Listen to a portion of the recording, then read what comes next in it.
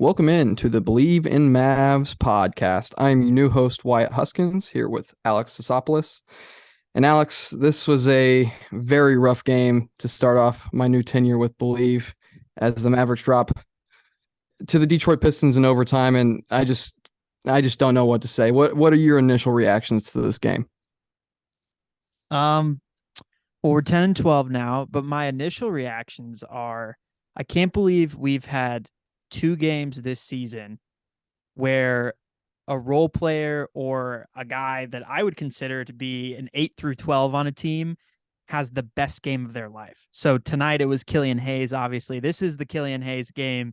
Any Pistons fans that watch this game have a glimmer of hope that this lottery pick now can turn into something. It was absolutely clutch in the fourth quarter, and he scored 8 points in overtime with those two kind of dagger threes back to back. And then the other game, I'm thinking about that first game of the NBA season where Damian Lee went absolutely off. And it's like, how do we get these? That's what you want, right? As an NBA defense, you want to make the guys that aren't there 1 through 5, first five guys, they're starters, they're crunch time players, beat you. And here Killian Hayes is, and he looks like a crunch time guy now. Isn't this an endemic problem? I know you said the two games, but I'm thinking back the last few years. Doesn't this seem to happen to the Mavs more than any other team in the NBA? Are we cursed? Are we What's going cursed? on? I just can't help, like, there's always these Mavs killers. Mark Followell kind of is able to point them out really well. And it seems to be every single game like this where we're playing a subpar team, or like this game, the worst team in the NBA. Worst team in the NBA without their star player, Cade Cunningham. Correct. We're 8-point favorites. Of course, it's in Detroit, but that's never been a place, except in the early 2000s where it's been tough to play. And we've kind of owned them. I think we hadn't lost to Detroit since 2019. And not to mention, Tim Hardaway Sr. was in the house. Ugh. We let a Tim Hardaway Sr. game go where THJ, for the second game in a row, was having a pretty good game. Like, yeah, a pretty good game. Maybe, he got called there at the end, but had a really good game. And I mean, this is the worst team in the league. And not only that, you said it, like, it's not hard to play there. And the energy of that crowd was almost as low as the third quarter energy by the Mavs. Yeah. Yeah. The third quarter. I mean, just the second half, we looked abysmal. Luka doesn't get a bucket in the fourth quarter until that he misses those back-to-back free throws, which we could talk about that ad nauseum. That's still an issue for him and the entire team. And he hits that three-pointer, I think, with probably like 50 seconds left. That was his first bucket in the fourth quarter. I get it. He doesn't come in until halfway through. I think this game he came in the fourth quarter around the 6-minute mark. I don't know what to say about the non-Luka Doncic minutes. I really don't know what the answer to that question is. And honestly, tonight, I know that Luka does everything for this team. Obviously, he's the best player in the league right now, in my humble opinion, and he's doing everything for this team. I questioned his energy throughout this game, just like I questioned the Mavs' energy throughout this game, just because as the Mavs go, Luka goes, and vice versa. Right. I thought that to start off the game, he was really 3-point happy. I understand that he was making them. Right. I was going to say, is that why? It's because he hit those first 3-3-pointers. So did Tim, right? We were 6 for 6 from the 3-point line, and he kind of settles after that. I think so. And that's not what this team is. Well, this team needs Luka to drive and kick. He can't just keep taking step back threes. And I know that he can make them a lot of the time, especially when he's not shooting free throws. Like you said, the 2 missed free throws. If he does that in a game, guaranteed.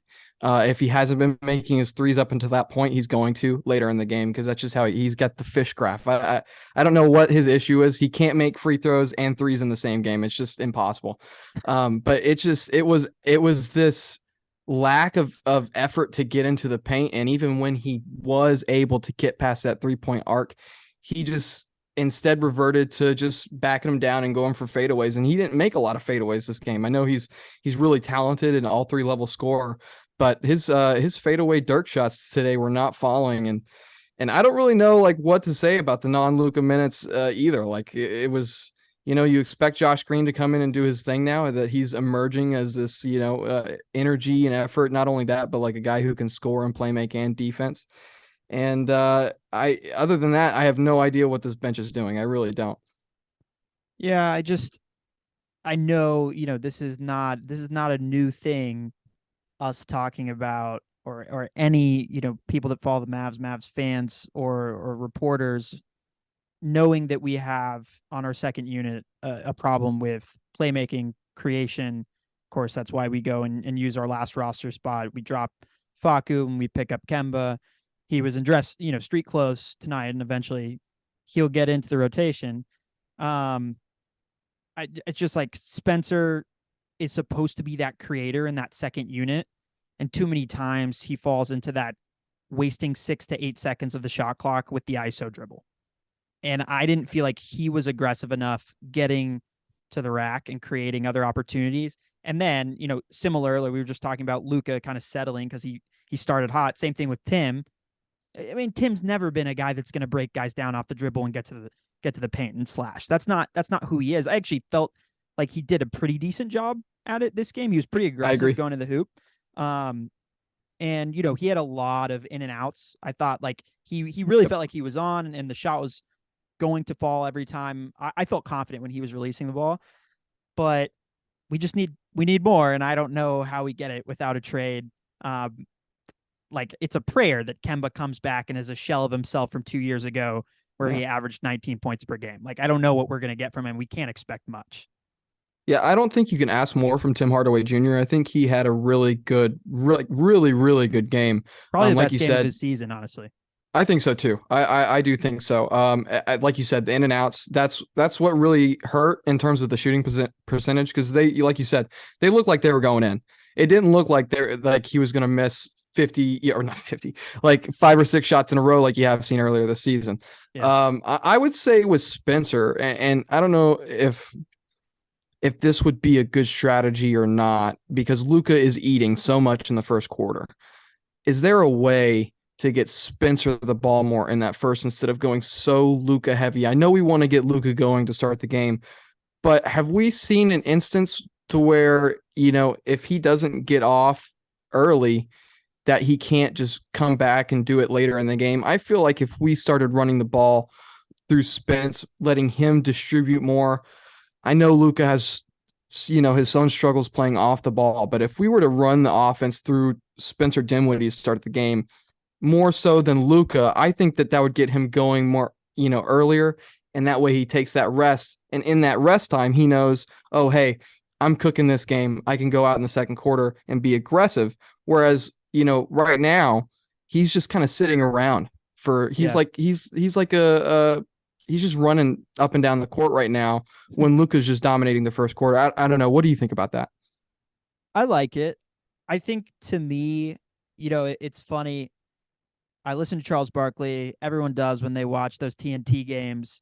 And, a lot of people scratch their head at some of the comments that he makes. And every now and then I feel like he'll throw out a real gem, because the guy did play Hall of Fame basketball. And every now and then he knows what he's talking about. And he was talking to Luka post game, right? Luka had the 40-point triple double against the Warriors. And he was like, why don't you play with pace? Like, you play so slow all the time. And Luka was like, yeah, it's because I'm slow. Yeah. And the exchange is funny, whatever. But I do wish we played around with pace a little bit more. It's part of the reason why, again, I like Tim a lot in this game, is because Tim gets up and down the court. Yes. Tim, he always has the green light. He's kind of a chucker, but I do think that he pushes the pace. And the same thing with Josh Green. He had 2 transition dunks, which I love to see.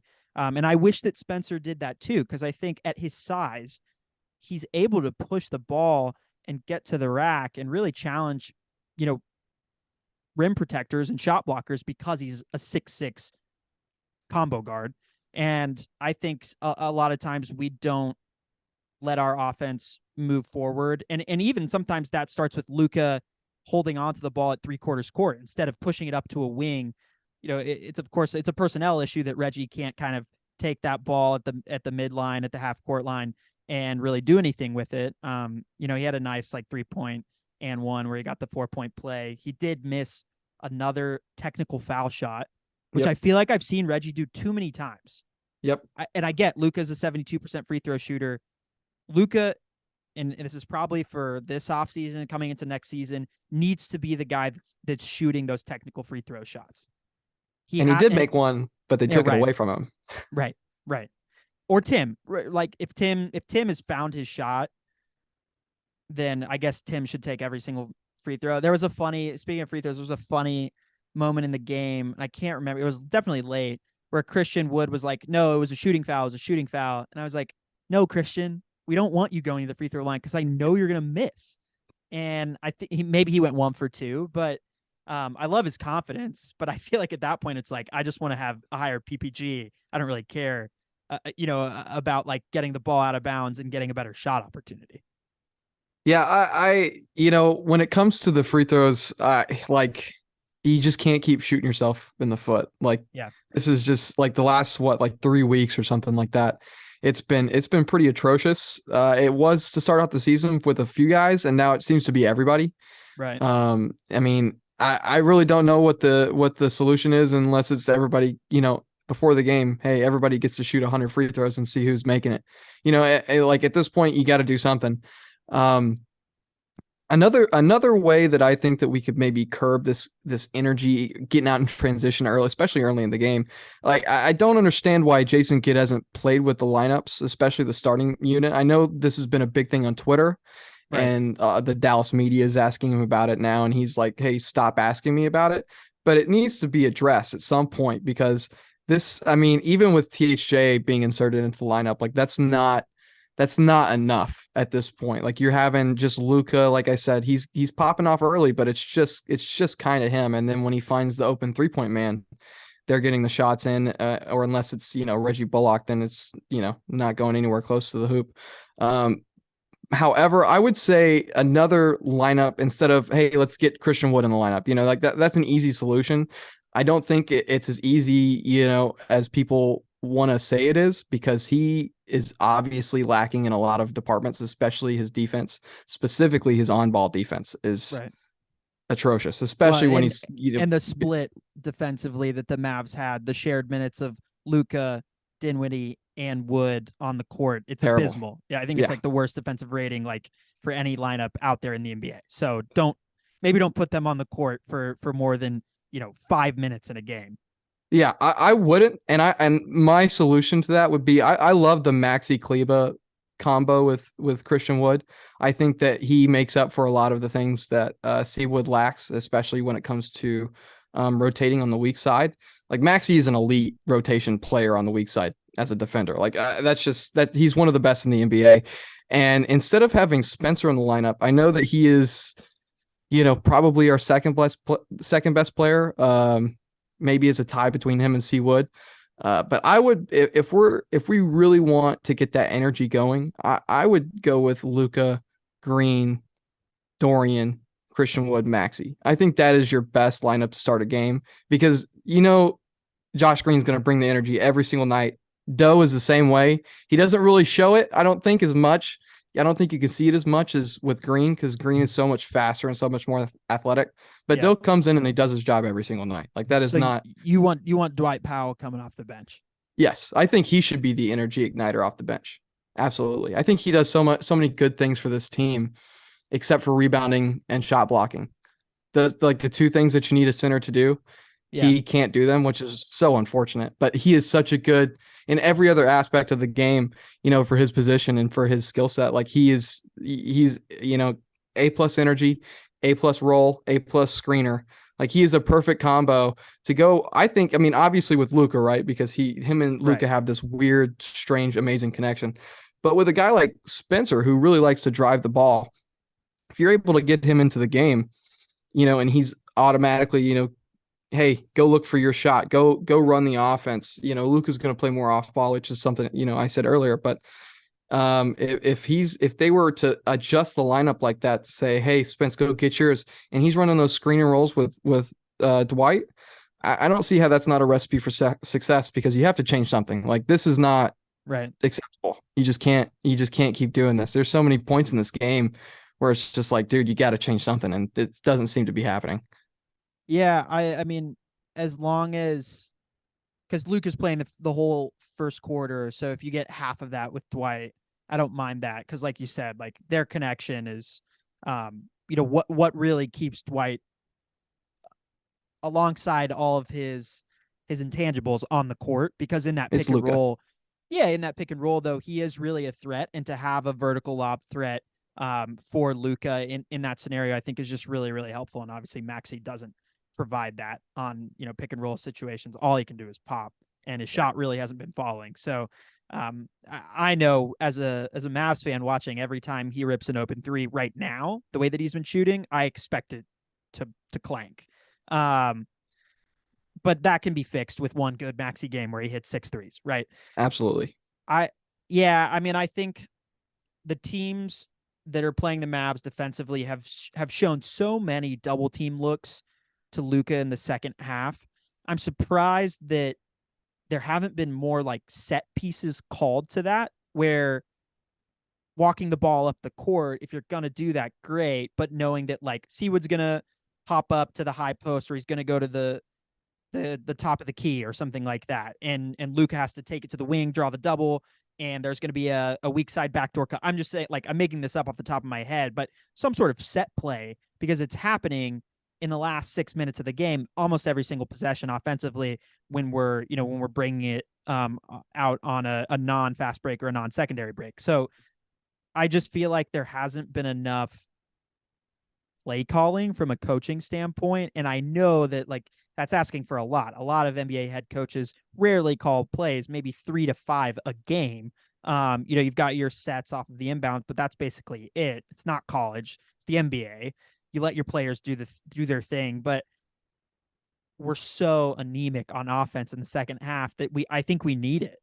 And yeah, unless you're going to give more trust in ball handlers like Spencer and have him and just say like, Luca, like go run to the corner and like we'll go double screen for you. We'll do whatever, and we'll try and loosen you up and then get some of that action going, and have Spencer just bring it up just to show the defense something different. I'd like to see more from Kidd in that, from that standpoint. I think one of the recipes for success in this department, and a couple times in this game with Josh Green coming up from the baseline and curling around the screen and getting the ball in the middle of the court, and he made a couple of great passes. Like Yeah. I know that they're talking about giving him more responsibility. Why not give it to him now? He's to me, he's already demonstrated like a quarter of the way through the season that he can handle almost everything you're throwing at him, especially with his confidence and his ability to drive. I think the confidence of the shot is great. The corner three is awesome, cool. His confidence getting to the rim and either, getting hacked and go to the free throw line, or, hanging in the air for this ridiculous amount of time to just lay it up and throw it off the square. Like his decision making on those plays was amazing. He found the shot in the corner.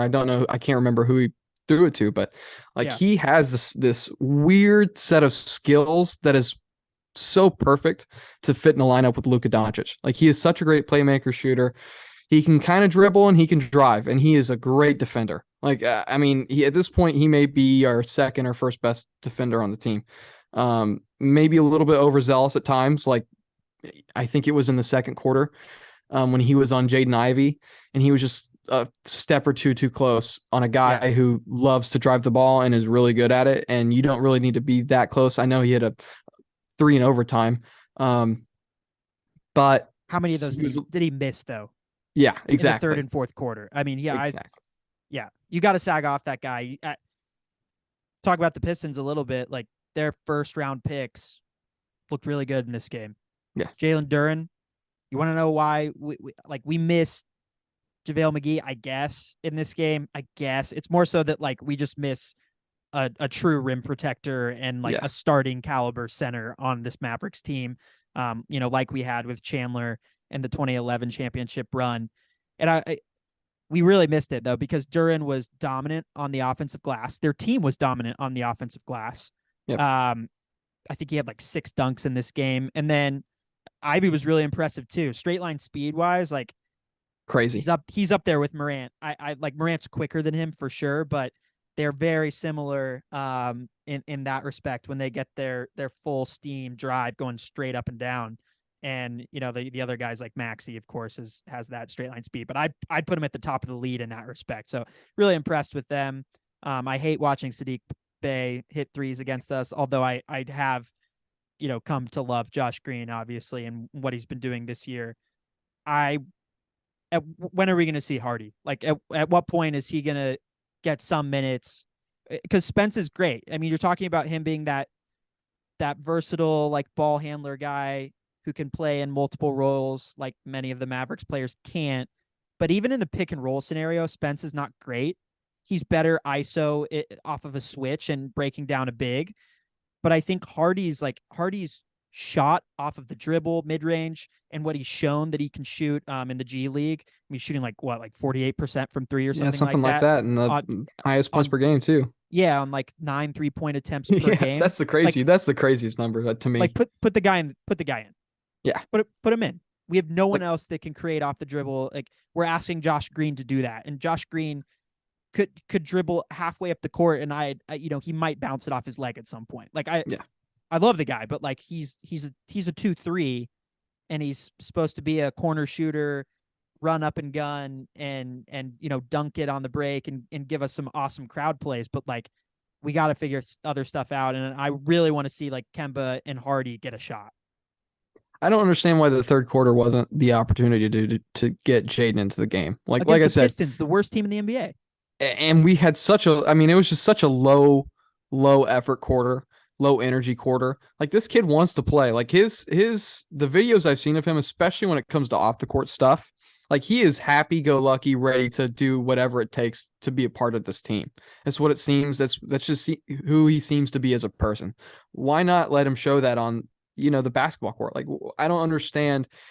Like, in his hometown against the worst team in the league.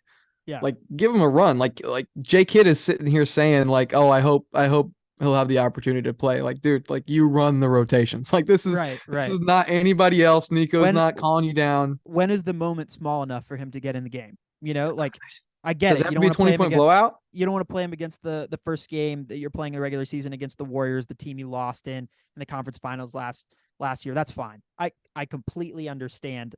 They have savvy defensive rotations. They've got Draymond in there. Like, you don't want to really thrust him in there and play a rookie major minutes against that team. But against this team, Ivy's on the court at the very end of the game. Killian Hayes, who is basically left for dead, but somehow has to get minutes on this team because their rotation's so bleak, ends up having an excellent game. I mean, that's valuable experience for a rookie like Hardy. I'm so surprised that kid. It was something that always frustrated me about Rick Carlisle, was that he was so want to play rookies. He hated doing it. And now kid's kind of falling in the exact same habits. And I felt like he wouldn't do that, and he would never be the guy to do that because he's a guy that played for so long in the league. But yeah, I mean, eventually we'll see it. We have to, right? I hope so. And now Carlisle's the guy playing the rookies and has maybe the rookie of the year favorite right now, candidate. I love Mathurin. He's so good. He's an excellent player. And it's so odd to see the shift, especially because he's got Carlisle has such a young team up in Indy. It's like, it's crazy to see like the 180 that has just completely happened. And maybe, I hope it's not front office driven. Obviously it's a whole new, front office than when Carlisle was in here, but there's one holdover, and it's the owner. And this guy is like the most hands-on owner in the NBA, apparently, right? So yeah. I hope it's not him. It doesn't seem like something that Cuban would do, but it's like, dude, like, J Kidd, like, what do you do? Like, this is the opportunity, and we're obviously not blowing out teams. Like, that's not happening anytime soon. It doesn't seem. So you gotta make. We play our competition. It is so, gosh, it is so frustrating, and this, I don't know. It's been a problem for several years, especially the Luka years where we play down to our competition.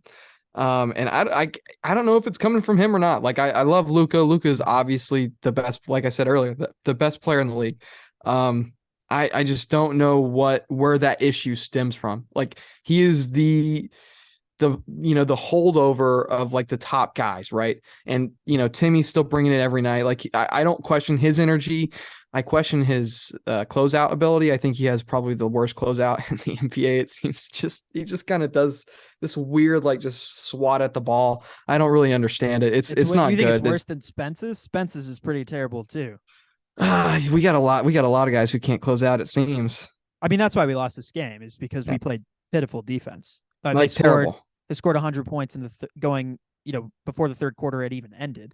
That's the second time that's happened like in the last 2 games. So, and this was one of the top 3 best defensive teams in the NBA last year. What's going on? What's going on with that? And we're supposed to be the best one. Like that's supposed to be our identity. Right. That's like you bring Kid in, and that seemingly became like the DNA of our team. And we got our superstar, who you are saying is the best player in the NBA. And when he's cooking, I think so too. And now we're gonna say like, okay, Luka's having the best season he's ever had defensively, and as a team, we suck. Like, yeah. I mean, I don't really know what I don't know what to do. And I'm sure like Nico is kind of saying the same stuff. Like what can we really do outside of just like small tweaks on the roster, small tweaks on the rotation. But of course, when you tweak something on the rotation, we know that Kid is going to say like, you need 10 games to really see what happens with it, right? You need 10 to 15 games to actually see if it has any sort of impact. We don't have 10 to 15 games. We're now 2 games under 500. We're a quarter of the way through the season. I hope that we don't squander what currently would be a Luka MVP season. But if we don't make the playoffs, if we don't make the play-in, like he's certainly not going to win. Oh, of course not. And I can't believe, like, speaking of the bad defense, we haven't even mentioned Bogdanovich. 30 points, like 30 points. He's just a Mavs 14. Killer. He's a Mavs killer. He is a Mavs killer. Not in the playoffs, but in the regular season. I don't know. I felt like he was their best player in that series against us. At least from like a shot creation and shot making standpoint. I know he missed that huge 3, but I felt like he gave us fits. I mean, Mitchell was so off that series and Gobert just sucked. Yeah. So like Boggy's he's a guy I really enjoy watching because he's one of those guys where it's like he has no business athletically being as good of an NBA player as he is. But even that catch and shoot 3 where he didn't even pull the ball beneath his shoulders. Yeah, that was crazy. That's how you know he's a shooter. Right. That's what Harp said on the broadcast. Yeah, it's all feel. That's all feel at that point. And he was feeling it tonight. So I wish we had gotten this win against the Pistons. We have a gritty win against the Warriors. Now we get Jalen Brunson and the Knicks on Saturday. It would have been nice to kind of have 2 wins under our belt, but now it's another head scratcher. And this is not a great Knicks team. A lot of people are saying that they kind of have the same conundrum that we do, except that we have Luka and they have. I heard a broadcaster the other day say the Jalen Brunson led Knicks, which I love Jalen Brunson. All Mavs fans He's should. Great. Yeah. You got to be an all-star before you're a first, a top 3 first round pick. You could say the Paolo Banchero led Magic.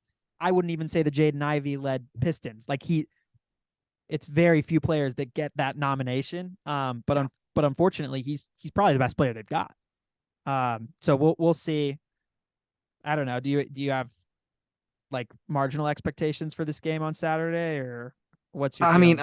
I thought that after the Golden State win, I thought that was kind of momentum swinger towards, hey, let's go get this one against Detroit, really easy peasy. And then we'll bring that energy and say, hey, JB, you left us. Let's show you what you left.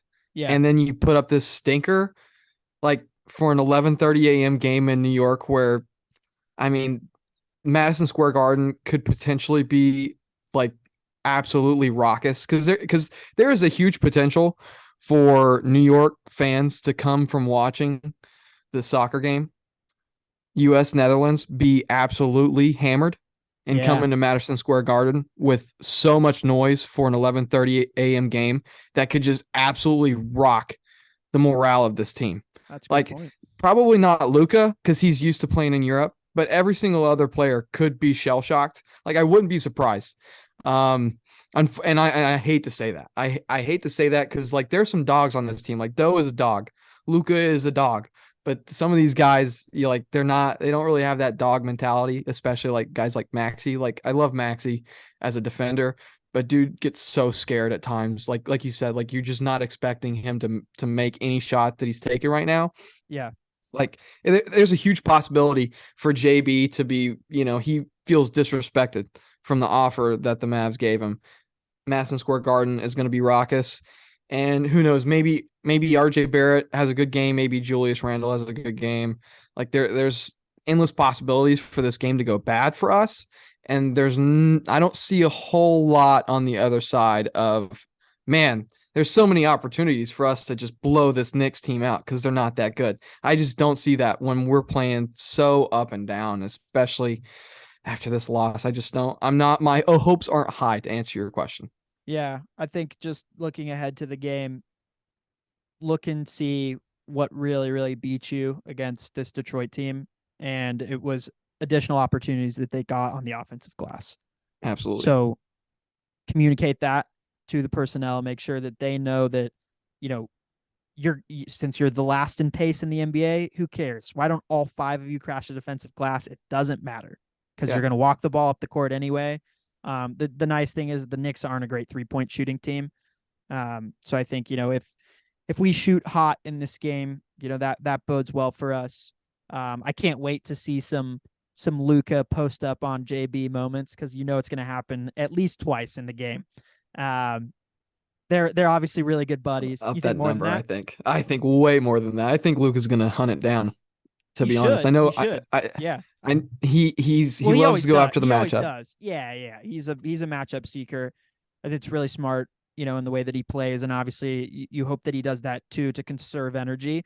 Thing about JB though is obviously he's got 4 or 5 inches on him, but JB pushes back. JB is a guy that does not give up an inch. He's really tough and he's super strong for his size.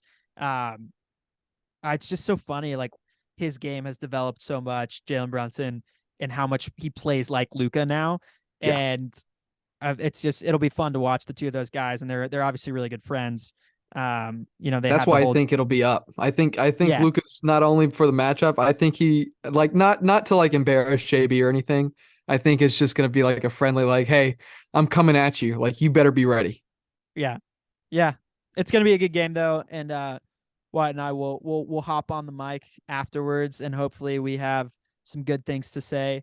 Because here, I'll just tell you this, Wyatt. If the losses start adding up, then I start getting into the point where like I won't even talk about the game that just happened, and I'll just get what's going on down the line.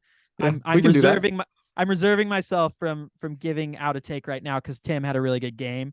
I'll just say it though. But in the back of my mind, I'm like, okay, the better Tim plays, the more value he has, and what can we get for that? I think about that every day. Yeah.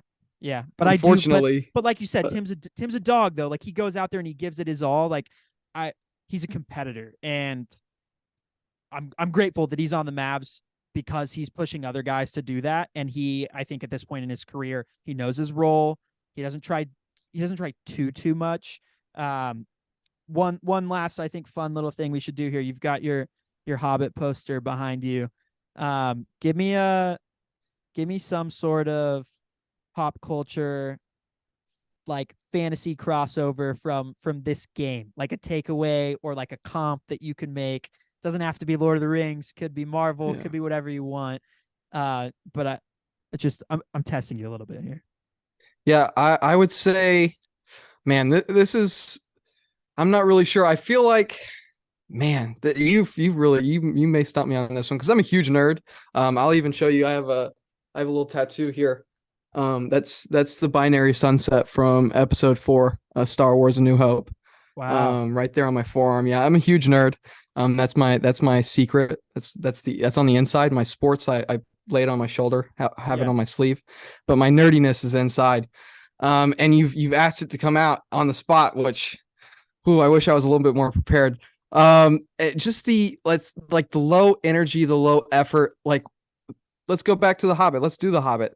When the dwarves they don't think that they think that they've lost. They can't get into the mountain. They think that Durin's Day is past. That's what that entire game was like, especially the third quarter. Like there was a couple of moments in the fourth where, hey, Thorne grabs the key right as you think everybody's just going to leave. And that's awesome. But then it was just like, oh, hey, we're just going to rewind like 1 minute and go back to that same energy, because that's what we feel like this game. That's what we feel like we need to bring for this competition, for this level of poor competition. And it really showed. So I hope. Love that. I love that. I hope we can see the, what is it? Is it a lark? What's the bird that they see? That it's banging the nut right there on the mountain. Right, and Bilbo's got to see it, and we hopefully Luka's our Bilbo, and he's showing the way to the rest of the guys on the Mavs. The one consolation I think that the two of us have is that we are also both Texas Longhorns, and they had an awesome win against the Providence Friars tonight. No, not Providence. It was Creighton. Yes. The Blue Jays, who are a top 10 team. And obviously Texas is number 2. I don't think we have a regular season game scheduled against Houston, who's now number 1, but I wish we did, because, obviously the in Texas rivalry between those two teams. I don't even know if there's ever been a time in NCAA where Houston and UT were ranked 1 and 2. Not since definitely not since I've been on this earth and been paying attention to sports. Yeah. And prior to that, I personally don't think so. Anybody can correct me if I'm wrong, but it's a special time for Texas basketball. It definitely is. That Moody Center looked rocking. Who would be, if the Mavs could take one of the guys from the Texas men's basketball team, who would we go grab? Got to be Mitchell, right? Right now, Brock Cunningham is balling out, and I just want to shout him out. Not that that's the answer. Not that that's the answer. I just want to shout him out because he had a plus 18 in the box score tonight, plus minus. I just want to shout him out for having a great season. He's not my answer. Mitchell's probably my answer. Yeah. However, I wanted to give Brock a shout out. Shout out Brock. Yeah. Shout out Brock. He's gritty guy. All right. Gritty guy. Hey, Mavs need some grit. We do. That we do. Okay. Thanks everybody. Thanks Mavs fans. We'll have another episode, Believe in Mavs, on Sunday. What is that? The 4th, December 4th, with a recap from that Knicks game. I think it's the 3rd. I think it's the 3rd. Today's the 1st. Today's the 1st. So today is the 1st. Are we gonna hit him up on Saturday post game? Oh, I can record whenever. We'll see. It'll either be Saturday or Sunday, but be looking out for it. And go Mavs, and also go USMNT. Hopefully Christian Pulisic is back in there. We want the U.S. to win. The Yanks. We're going through. We're going to the round of 8. Let's go. Let's do it. Let's go. Let's go, Mavs.